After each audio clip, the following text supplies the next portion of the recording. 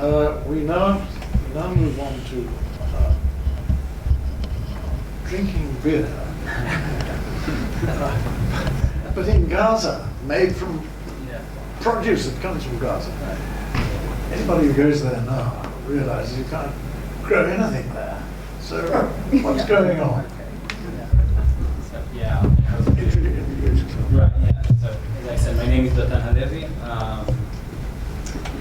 It's quite intimidating to speak about beer brewing history in the presence of Londoners, but I'll try. So if we could all travel back through time to the town of Gaza of March 1886, we would probably be joining a big crowd gathered on the beach watching the steamship Trukir. It was a 74 meters long, 1,300 tons weight, lying on its side about a mile offshore. The captain of the Trukir accidentally drove his vessel into shallow water and hit the seabed. For a few weeks, this gigantic monument was slowly sinking in the open sea facing Gaza's port. While researching the history of Gaza, skimming through piles of governmental correspondence, consular reports, and newspaper clips, this accident drew my attention to an overlooked aspect of the city's history, which is its maritime activity. Apparently, throughout the last quarter of the 19th century, this often ignored provincial town participated in this form of commerce mainly as an exporter of barley to the beer brewing industry in Britain. The accident of the Trukir and other steamers that approached the Gazan coastline just a bit too close is, however, more than anecdotal here. What caused these recurring mishaps was the fact that, in contrast to other cities discussed in this conference, 19th century Gaza did not have a port or natural coastline suitable for docking of sail or steamships. Gaza in that period can be best described maybe as a portless port city. What drew steamers to Gaza was not the town's cosmopolitan capacity to synchronize transnational markets, nor its logistical aptitude to load and unburden cargoes, but merely the existence of great surpluses of grains in its close vicinity. The story of the Ottoman integration into the modern global economy is often told as one of great port cities, worldwide consumed products, and multicultural financial elites. However, to a large extent, this is also a story of meager seaside towns where raw materials were locally grown and produced by peasants and petite merchants. In the margins of the worldwide trade, these people and places could turn overnight into players in the global economic arena, and likewise overnight to be kicked out of it. Gaza's end of the century ephemeral blooming is part and maybe a representative example of this overlooked group. Unlike the experience of the great port cities of the Mediterranean, in Gaza and places alike, the ultimate outcome of modernity and the age of steam was economic collapse in the face of insatiable global demand. Our discussion thus will follow the three basic questions. Why did Britain need Gaza's barley? Why Gaza could supply it? And why at this very point in time? In what follows, I will try to demonstrate in a nutshell, or maybe in a barley shell, how economic, technological, and social trends, and mainly their interesting intersection in time and place, may suggest some answers to these questions.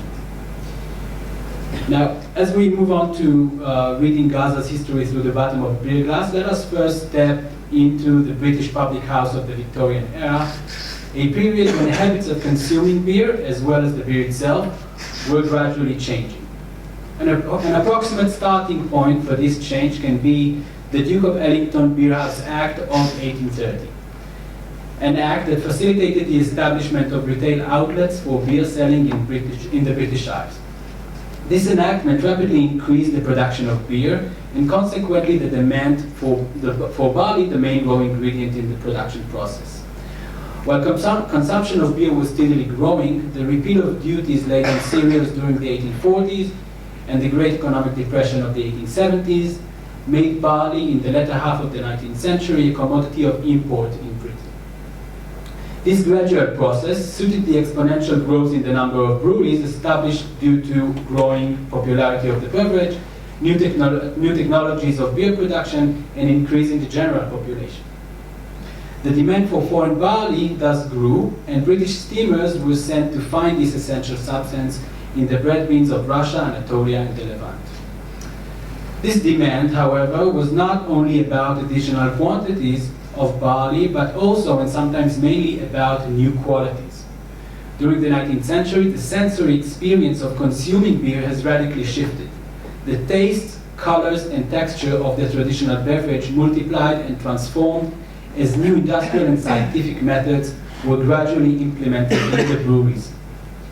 In essence, up until the end of the 18th century, beer served in Britain was traditionally the dark, flat-flavored, thick beverage recognized as porter. It was a masculine drink produced and consumed mainly during winter in correspondence with the ripening of the barley seeds and the need of laborers to warm up their exhausted working bodies with alcohol. Yet the use of new type of coal and coal-fueled ovens in the brewing process gave rise to a beer of a different kind. That was the pale ale. Light and smooth with strong flavor, sweetness of malt and bitterness of hops, pale ale was faster to brew and easier to preserve than porter, and it was therefore the product of choice to be sent to the Empire colonies. A famous outcome of this shift was the bitter taste IPA, the renowned India Pale Ale, a brand originally designated for India, which became very popular in Britain and gradually influenced the common taste. Small and large breweries were now competing in manufacturing the perfect ale, and with the help of new scientific knowledge, search for the ideal subspecies of barley that will support this effort. By the 1870s, various kinds of pale ale have fully replaced porter as the main beer type consumed in Britain. That occurred in perfect timing for a new revolutionary technology, which was refrigeration. Using refrigeration, breweries could now shift from winter-only manufacturing to a year-round production. This, in turn, required availability of barley from remote areas anti-cyclical to the agricultural calendar of Britain. The search for these characteristics brings us to southern Palestine. So in the second half of the 19th century, the southern Palestine area, today known as the Negev, saw significant changes. The Tiaha, Talabin, and Azazme tribal confederacies were grazing their flocks in these areas according to the local climatic rhythm. During winter, vast pasture areas in the south of these areas were shared by the tribes rather peacefully. In summer, though, as they were all migrating to the pasture in fertile patches in north of the tribal territories, violent struggle arose, causing constant instability and food shortage. Around the 1840s, these recurring patterns have started to change due to growing Ottoman involvement in tribal affairs. Alongside the reconquista of Syria and Palestine from the hand of Ibrahim Pasha, the son of Mehmed Ali of Egypt, the Ottomans started to force sedentarization upon the tribes by stringent tax collecting, registration of lands, and the imprisonment of prominent sheikhs. In tribal oral traditions, this period is mostly recollected as times of forceful suppression of intra-tribal rivalries. These Ottoman acts led to a relative stabilization of the tribal territories and in turn enabled the Bedouin to cultivate the fertile parts of their land more consistently. The main crop to be sown was barley, which unlike other species of grain flourishes in this area despite the salty soil and the scarcity of rainfall. Contrary to their common image, the Negev Bedouin proved themselves as pretty good farmers, and different evidence suggests that within a little more than a decade, their surpluses of barley have turned into cash crops sold in neighboring markets, especially the one in the nearby Gaza. The court records of Gaza from the 1850s provide the first written evidence of this trade in barley, and the Damascus traveler Norman al-Kasatili as well described barley as an important commodity of trade following his visit to Gaza the following decade. Around the same time, shipping intelligence section in the British press started reporting the arrival of barley-loaded steamships from Gaza to British ports. As the southernmost point of growing cereals in the northern hemisphere, Gaza could supply the earliest barley for Britain's grain market, thus addressing the demand for summer brewing. Moreover, due to the natural conditions of the Negev, Gaza's barley grains were rich in sugar and low in protein, a combination of qualities that fit well to the specific needs of the brewing industry. The barley referred to by Bedouins in the vernacular as Dhul Jamal, which means the beautiful, or Sa'ilwi, which means coming from the village of Bani Suhaila, or Abu Safain, the two-road barley, was branded anew in Britain as Gaza, New Gaza, and the like. These titles escorted the barley seeds throughout the shipping, storing, selling, and even survived the malting process. They were lost, nevertheless, when the barley seeds were mixed with the rest of the ingredients to start the process of fermentation in the breweries. Having a commodity named after it testifies to the relative prominence the small town gained on the map of British barley suppliers. Shipping reports teaches us of an increasing circulation of Gaza barley reaching by the 1870s to different ports all over the British Isles, culminating during the 1890s to an annual import of around 40,000 tons. Now, this is not much in comparison to other global supplies of barley, but it was enough to significantly alter the fate of the small town that 19th century Gaza was. Up until the latter half of the 19th century, aside of being a provincial Ottoman capital, Gaza played took significant economic roles in the region. First, it was a market station on the desert frontier along the Via Maris.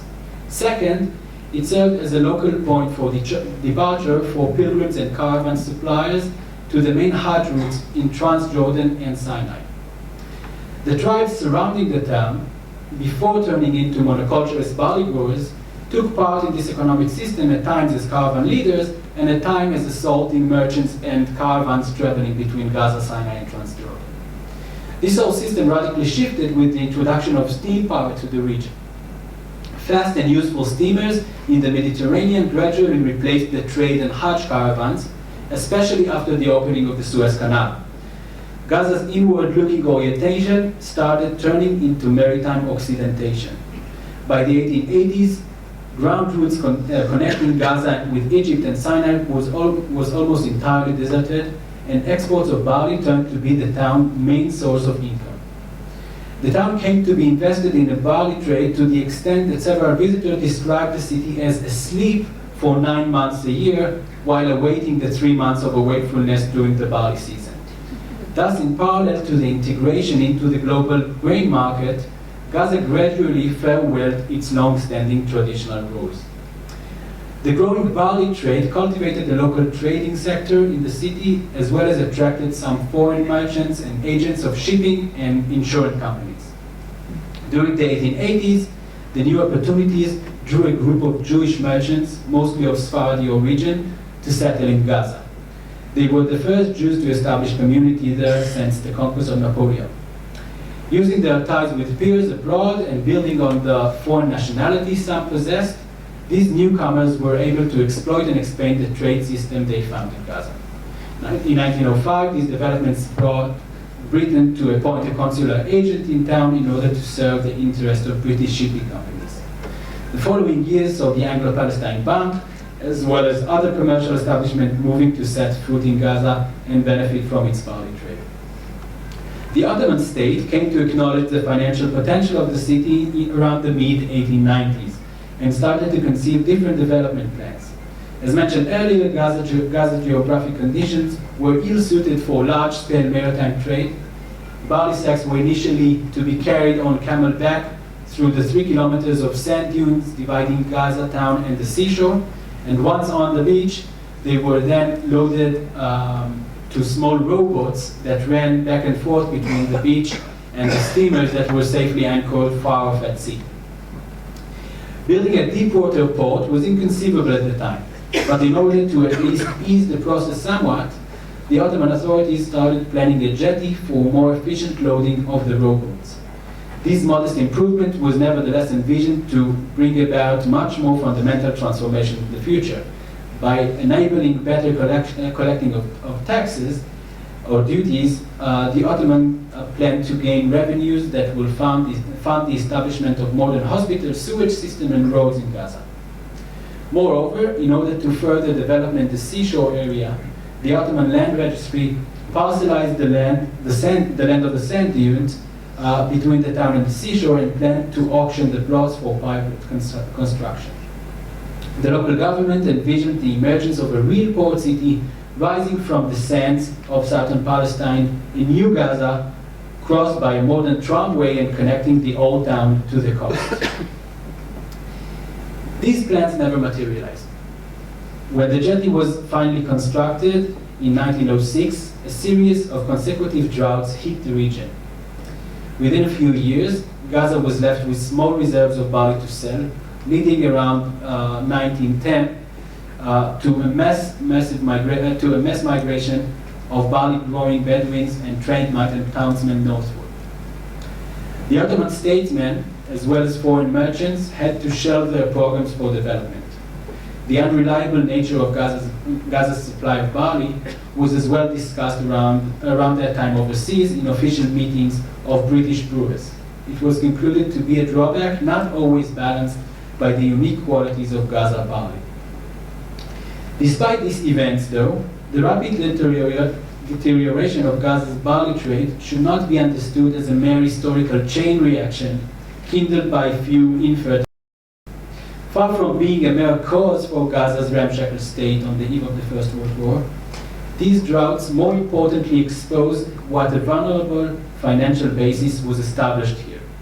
Within 3 decades, the town that once served vast geographic areas of diverse climates, temporalities, and commodities became highly dependent on the unstable natural conditions of the limited northern Negev and on the productivity of its populace. As demand grew, this dependency just turned stronger, slowly stripping Gaza from alternative sources of finance and maybe also preventing their emergence. In the end of the day, while British brewers easily found alternative barley sources in later years, California is part of these places, just as the figs, Gaza at the same time could not find a cure to the decrease in its main income source. In August 1912, Issa Daoud el-Issa, the editor of Philistine newspaper, visited Gaza and later described it as if cursed by a biblical spell. It is neglected by the government, disconnected from the world, abandoned by God, he wrote. But Gaza was under no spell. In between the barley-sowing Bedouins and the beer-drinking Britons, it was trying to adapt to transitions.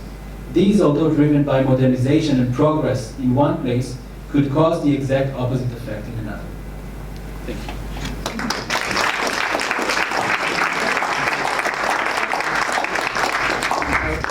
Thank you very much, Dotan. It was really so interesting. What a wonderful series of papers we've had in the last, well, it seems like 3 or 4 hours. But we've been blessed with some wonderful ideas, many of them new, which we haven't considered before. And I thank you all very much for such good work. And thank you all for being here. A question and answer? Well, A little bit of time. do we have time? Okay. If you're still on for a bit of punishment, oh my God, there are so many of you. We can use 10 minutes. What? 5 to 10 minutes. Oh, God. Oh, do you think? Oh, you need that for the yes, of course you do. Right. Okay. Now let's try your question here in the front. Figs and raisins, Dr. Ina. Unlike poppies or barley, it takes a number of years for fig trees and vines to come into significant production. How did these, if I understand correctly, largely peasant farmers, many of them immigrants who were colonizing otherwise bare or at least abandoned slopes, how did they fund themselves in the first few years? Were they receiving loans, for example, or accepting equity stakes in their business from the traders and processors in Smyrna, who would see an interest in having some sort of control over at least some of the producers? Or did they just live very, very poor lives for 4 or 5 years before production increased? Thank you very much. There were already Greeks and Turks involved in fig and trade business and agriculture, but can you hear me? Yeah. Yes. but I think you are specifically asking about migrants and refugees who came, who settled in Western Anatolia, and did big growing and grape growing.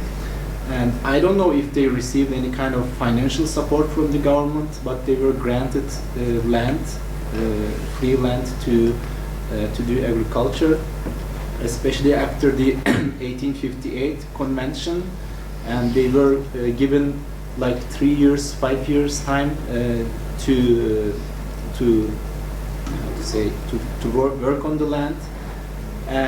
But I said I don't know the details about if they received any kind of financial support. But later on, of course, there were like merchant networks, including Levantines. The merchants penetrated in Western Anatolia and offered credits and loans later on. But at the very beginning, I don't know how they financed for a couple of years. Thank you. It might be a good idea if we packaged some of these questions. Several hands have gone up, so let's take 3 questions now, and then we'll answer them in order. Would you like? Yes. I thought it might be of interest that the Byzantine Emperor Marcus Aurelius used to take 60 herbs for his ailments and pains, including opium. So the trade goes back quite a bit in the Levant area. Thank you. Are there any more questions on opium? Yes. They're on the end there, please. You, yes. Daniel, you showed a slide with 3 roads where the opium was taken, to Marseille, to Cairo, and the third one. That was some kind of weird error of the transition from Mac to Windows. It shot a little line off into I don't know, Albania for some reason. Yeah, but that was not correct. No, that was not. I mean, there are other routes, obviously. There are many other routes, and Trieste is very important in this trade. Later, this guy who gets arrested, Abu Isak, he ends up in Trieste, and they start running opium from Bulgaria via Trieste on the Lloyd Trestino lines. But yeah, that was just a freak error. Okay, one more question, please, on opium. On opium, Daniel. These opium cafes described by travellers in Istanbul openly up to the 1830s and 40s, I think. When are they closed? Yeah, so there's various there are different kind of legal edicts against opium consumption in the Ottoman Empire and in Egypt. But there doesn't seem to be, although these are described by travellers, I feel like it's more that travellers are desperate to find cases of opium smoking. There doesn't seem to be any real concern on the part of the Turkish government about opium smoking until the 1930s, when heroin becomes locally consumed. And that's one of the reasons that Turkey doesn't really want to comply with these international treaties, is because unlike China, Turkey produces lots of opium, but it doesn't really have any kind of opium smoking problem relative to China, where there is, obviously it's causing a huge economic kind of inefficiencies and problems with attracting labour and so on. Turkey is kind of blessed in this way until the later period. Daniel Joseph, thank you. Is there another question on opium, and then we should move on to other topics? Who wants to do this last question about it? Would you like to do it? Okay. I have a question on beer. You have a question on beer? Well, all right. Have some beer. My great-great-grandmother ran a commercial brewery in Smyrna. And I just wondered whether you had any record in your researches of the barley going the other way. Smyrna? It's yeah. Yes, so I think that was the first brewery in the Ottoman Empire. Maybe it's the last one as well. So when it comes to beer production, I know only of barley exported to Europe, but barley did travel. I mean, barley from the southern Palestine coast and mainly from Gaza was traveling to other places as well, but not at the same amounts. One of the prominent places were actually was the town of Jeddah, which is very much a twin sort of sister of Gaza. The town of Jeddah on the Red Sea, on the coast of Arabia, which actually, due to the same transformation, became the entrance port of pilgrims. Instead of taking the land route, they were taking through the Suez Canal, the sea route, and they were landing there. And together with the pilgrims, their means of provisioning were traveling as well. So I mean, this is one of the destinations that the Barley goes to. But I haven't encountered any other breweries which are outside of Europe. Thank you. I never thought of that before. Sorry? Yeah. I never thought of that before. Are you implying Who's got that a the pilgrims were having beer in Jeddah? Not at all. Not at all. I'm not even implying that the barley growers around Gaza knew where the product is going. I'm not sure that they even knew. I mean, the merchants obviously knew, but the peasants, I'm not sure. I think we're getting into deep water here. Yeah. What about another question on another subject, please? I have a question for Dr. Carr and for Dr. Inal.